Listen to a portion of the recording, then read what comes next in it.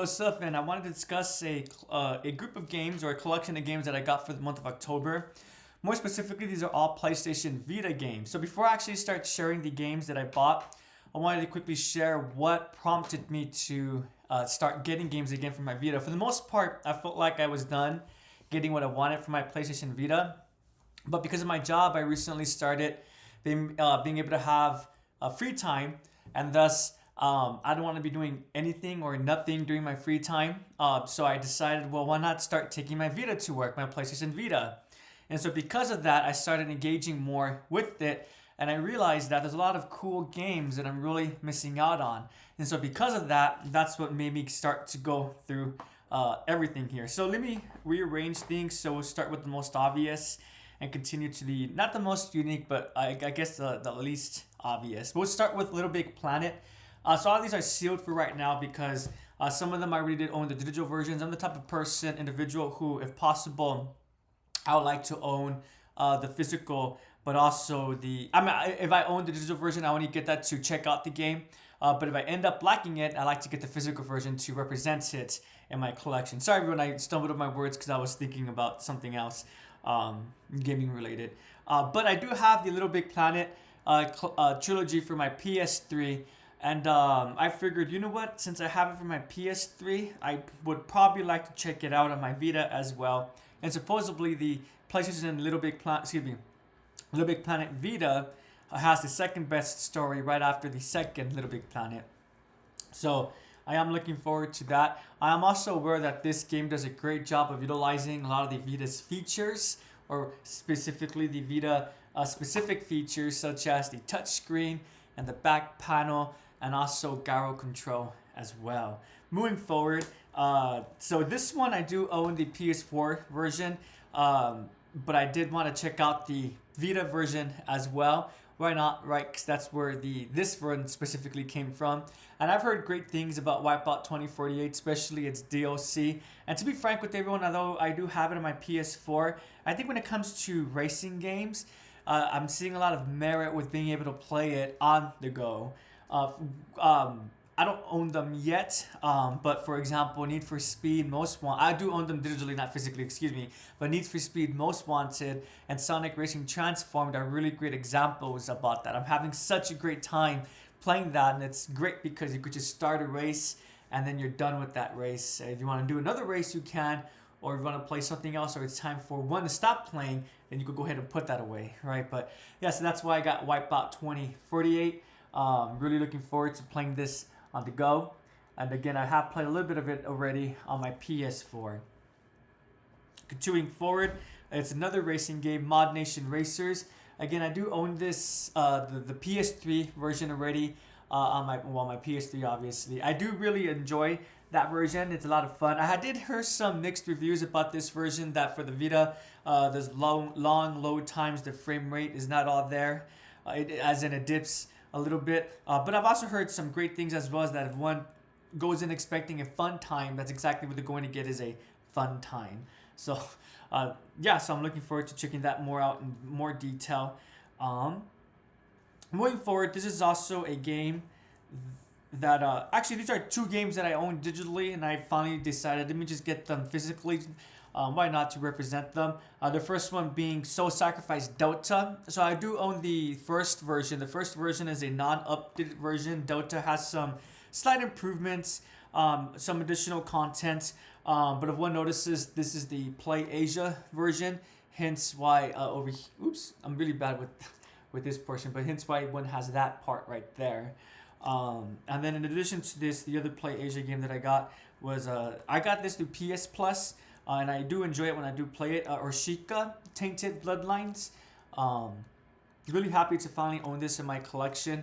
And yeah, as I said, I like owning things physically. Continuing forward, we then have Unit 13. So this one I was already aware about for a long time. But I never got it before, mostly because I'm a type of individual who's really into narratives and stories and everything like that, right? So the story is non-existent. I typically don't engage with those kinds of games. But again, one of the reasons why I started using my Vita more was because of work. And because of that, sometimes I'm in the mood of just playing something really quickly, and Unit 13 is a really great way of being able to do that. In case one is unaware, Unit 13 is a collection of missions, and it's up to you how you want to complete the mission. It could be stealthily, guns blazing. There's different kinds of missions. There's timed missions and so forth. And there's really no story. Unit 13 is a unit, and you're a part of that unit, and you get to choose your character, and there is leveling up. You get to increase and upgrade your characters that you utilize. But again, there's no real story. The story that's present is just within each individual mission. So that's why in the past I was not really... Well, that was not something I was really looking for. But again, at this point, I see the value in that. Yeah, so I do see the value in that. There's also co-op.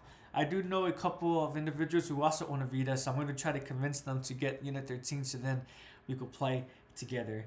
All right, cool. So this one, I'm not going to lie, I'm a little bit embarrassed, but so it's Valhalla Knights 3. So the reason why I'm embarrassed is because it's kind of like... Oops, sorry everyone, that was my cat. There's a little bit of controversial elements to it. If anyone's aware of Fire Emblem Fates, for example, there was a controversial element in that game where you were able to pet the characters, like quite literally like rub their heads and everything like that. There's something similar like that in this game as well. So the reason why I decided to get it is because I haven't played it yet, but I do own Valhalla Knights 2, the PSP version. I got that before before I started doing research into games. I got that game digitally a long time ago, and it was an average game at best. But everyone says the best version, the best iteration of Valhalla Knights would be Valhalla Knights 3. And also supposedly there's some DLC that helps with the grinding aspect, the grinding nature of the game. So that's why I decided to go ahead and grab it, because I don't buy games for my PSP, so I figured I'll get this to represent Valhalla Knights 2, that I own that, and then if I ever want to check out the Vita version, well, I'll have it right here. But that's why it's rated M. It's rated M for those uncomfortable elements. Actually, I'm looking at Unit 13. Sorry, everyone, because I just realized that because I'm trying to see the rating for this, but I had to look it up on my own just to compare. I wanted to compare because this one has guns. I don't know. I'm not sure what rating this is specifically. Well, it's this one.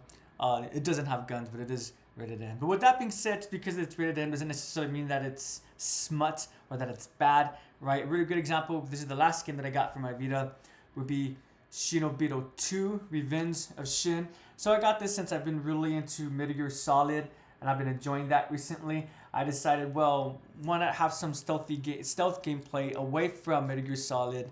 I've heard some pretty good reviews about this. Not really mixed reviews, more that it's a hidden gem for the Vita. I believe this was one of the launch titles for the Vita. But yeah, so these are the collection of Vita games that I decided to finally include into my collection. And there are a couple more that's coming in the mail service. But those games I do already own digitally. So not really new items to my collection, but just a decision to finally own them physically. Thank you so much for watching the video. I do appreciate it. If you own a Vita, please do let me know what your favorite game is. Please let me know what makes you a Vita owner. I personally really love my Vita. Whenever I use it, it always really impresses me. And one of the reasons what really made me decide to start becoming more invested in my Vita was just the fact that I wanted to use it more.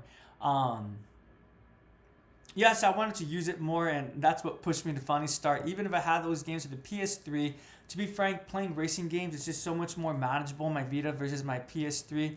While I do love my PS3, the controller is becoming a little bit wonky, so I actually had to use a device. I think it's called Brook something that allows me to utilize my PS4 controller on my PS3.